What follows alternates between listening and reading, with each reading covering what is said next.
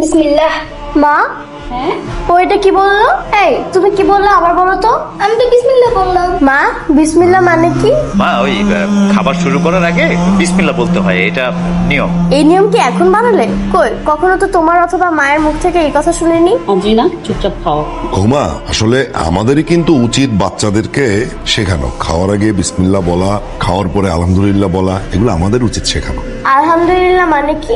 খাওয়ার আগে বিসমিল্লাহ আর খাওয়ার পরে আলহামদুলিল্লাহ বললে রিজিকে বরকত হয়। খাও, সবাই খাও।